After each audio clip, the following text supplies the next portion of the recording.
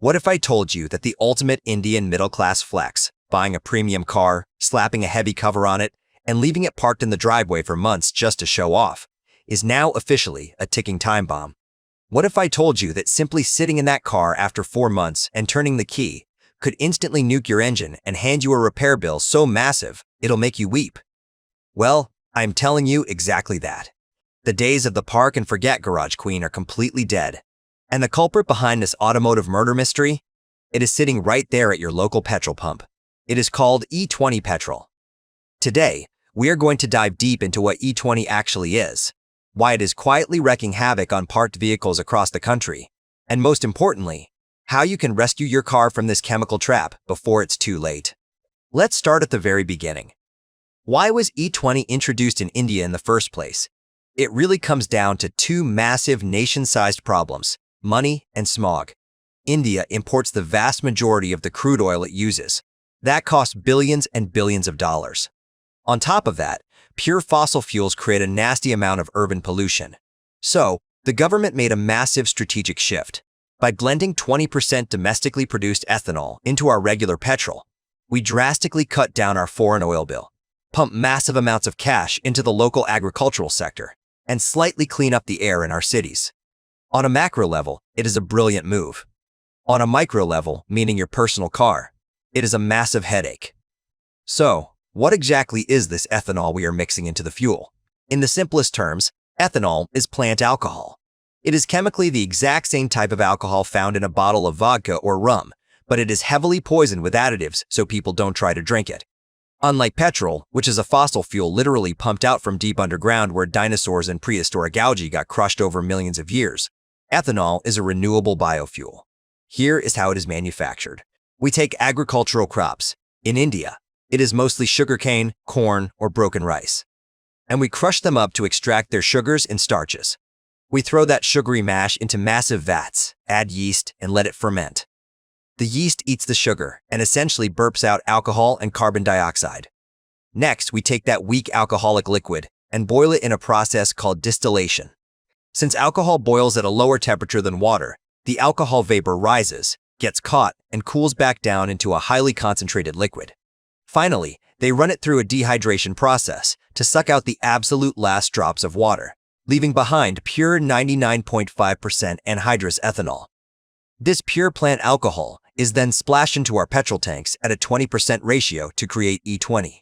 Now, before we look at the damage, we need to quickly talk about how a standard petrol engine actually works. It all happens in a 4-step dance known in the mechanic world as suck, squeeze, bang, blow. First, suck. The engine's piston pulls down, sucking in a perfectly calculated mixture of outside air and a fine mist of fuel from the fuel injectors. Second, squeeze. The piston violently pushes back up, compressing that air and fuel mixture into a tiny, highly pressurized space. Third, bang. A spark plug fires, igniting the compressed fuel, creating a massive, controlled explosion that forces the piston back down. This is the part that actually turns your wheels. Finally, blow. The piston pushes up one last time to shove the burnt exhaust gases out the tailpipe. This entire violent ballet relies on one absolute truth. The fuel must be a pure, highly combustible, well-lubricated liquid. And this brings us to the first major complaint people have about E20, the mileage drop. Let Sal explain the physics here, because it is not a conspiracy, it is just science. It is all about energy density. A liter of standard petrol holds a massive amount of explosive energy. A liter of ethanol, however, holds about 30% less energy. It is essentially diet petrol. When you blend 20% of this diet petrol into your tank, the overall energy density of your fuel drops. To get the same size bang in the engine to move your car at the same speed, your engine literally has to drink a larger volume of E20 than it would with pure petrol. So yes, your mileage will inherently drop by roughly 4 to 8%. Even if you buy a brand new car with an engine completely optimized and tuned by computers for E20, you still can't beat physics. The E20 engine will adjust its spark timing and run much better than an older engine, but because the liquid simply holds less energy, you will still get slightly lower mileage than you would on 100% pure petrol. But the mileage is just a minor annoyance. Let's talk about the actual destruction. Why is ethanol damaging engines? Ethanol has two incredibly annoying personality traits. First, it is an aggressive solvent. Second, it is highly hygroscopic. Let's tackle the solvent issue first, which mostly affects older, non-E20 rated cars. In an older car, the fuel lines, seals, and gaskets are made of standard rubber and plastics. Because ethanol is a solvent, it acts like a chemical cleaner. It will literally eat through those older rubber lines, melting them from the inside out, causing severe fuel leaks. It also scrubs the inside of old gas tanks, knocking loose years of rust and gunk, sending it all straight into your fuel filter and clogging it instantly. But what if you have a brand new, E20 compatible car? Your fuel lines are made of fancy synthetic Teflon and coated steel, so the solvent effect doesn't hurt you. You are safe, right? Wrong. This is where the second trait, being hygroscopic, comes to ruin your day. Hygroscopic means ethanol is a liquid sponge for water. It actively absorbs moisture directly out of the air. This is why the days of pride buying a car and leaving it parked for 4 to 6 months are completely over. If you park your car for months, especially in a humid Indian climate, the ethanol in your tank continuously breathes in the humid air and sucks the moisture right out of it. After about 3 months, the ethanol absorbs so much water that it reaches a breaking point. This causes a chemical nightmare called phase separation. The heavy, watery ethanol mixture separates entirely from the petrol and sinks straight to the bottom of your gas tank. And guess what lives at the absolute bottom of your gas tank? Your fuel pump. If you walk up to a car that has been parked with E20 for 5 months, sit in the driver's seat, and turn that key, you have just triggered the bomb. The fuel pump wakes up, sucks up that dense layer of uncombustible, separated water, and shoves it violently into your engine. The water instantly strips away the lubrication inside your delicate, highly pressurized fuel injectors. The metal internal parts scrape together dry, overheat, seize up, and begin to aggressively rust. The fuel pump itself, deprived of the cooling effect of normal petrol, burns its own motor out. In the worst-case scenario, if enough water enters the engine block, the pistons try to compress it.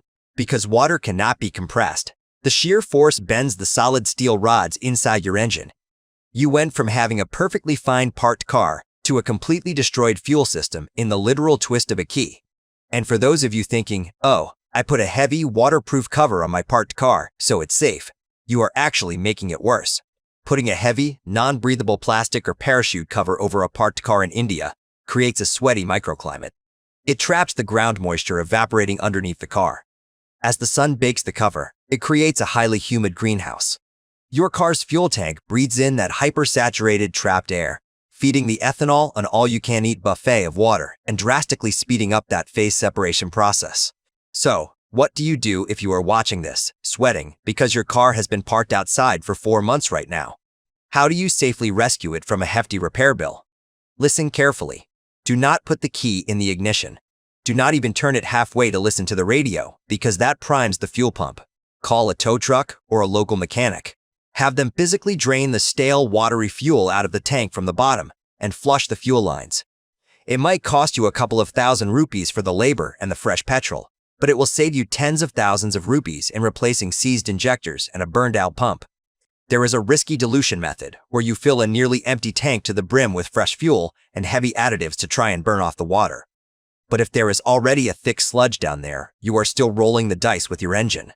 Just drain the tank. It is the only safe rescue. Because of all this, the introduction of E20 Petrol means regular vehicle maintenance has completely changed. You can no longer treat your car like a piece of static furniture. It is an active machine that demands an active routine.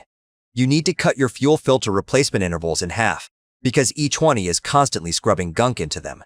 You need to shorten your engine oil lifespan, because ethanol traps moisture inside your engine's oil pan, turning the oil slightly acidic over time and ruining its lubrication. Let's wrap this up with the Let Sal Explain Survival Guide. Here are the practical, real-world solutions to every problem E20 throws at you. Number 1. If you have to park your car for 3 to 4 weeks, fill the fuel tank to the absolute brim. A full tank leaves no room for humid air, cutting off the ethanol supply of water and delaying phase separation. Number 2.